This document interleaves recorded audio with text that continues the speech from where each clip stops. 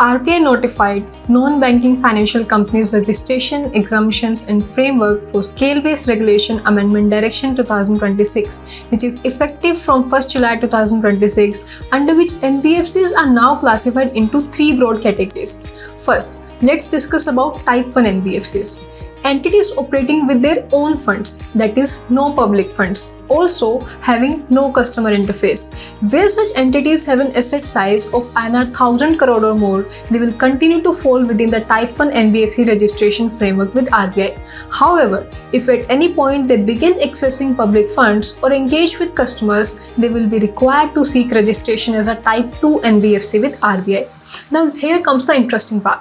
RBI has carved out a lighter category within Type I itself, called the Unregistered Type I NBFC. The conditions remain the same. No public funds, no customer interface, no intention to do so in the future. The only difference is the asset size is below 1000 crore. And this is a massive shift, because these entities can now operate without RBI registration. No certificate of registration, no reserve fund requirements, and a significantly lower compliance burden, subject to other prescribed conditions. However, once the asset size reaches 1000 crore, such entities will be required to apply for Type I NBFC registration with RBI. Then comes the second category, Type II NBFCs. Entities which either avail public funds or have customer interface, or both, irrespective of their asset size.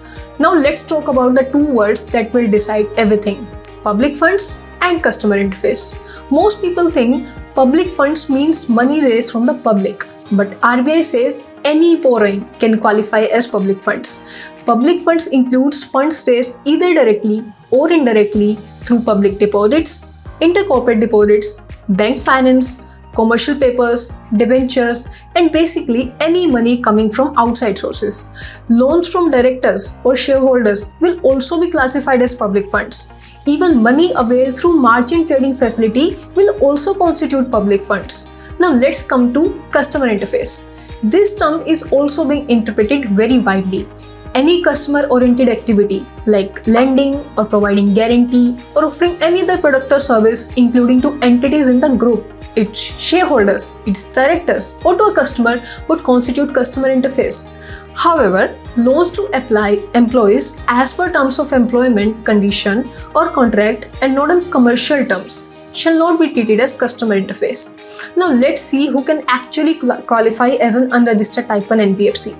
Apart from satisfying the conditions of no public funds, no customer interface, and the asset size below 1000 crore, the entity must comply with certain additional requirements. First, it passes an annual board resolution at the start of each financial year confirming it will not access public funds or have customer interface during the year.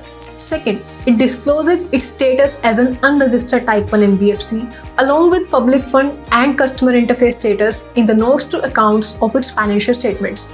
And one final important point, the transition to unregistered Type I NBFC is not automatic. Eligible entities must apply to the RBI for deregistration through the PRAVAAH portal within a period of 6 months, that is, maximum by 31st December 2026. If you have any questions on how this framework may apply to your business or group structure, drop your queries in the comment section below.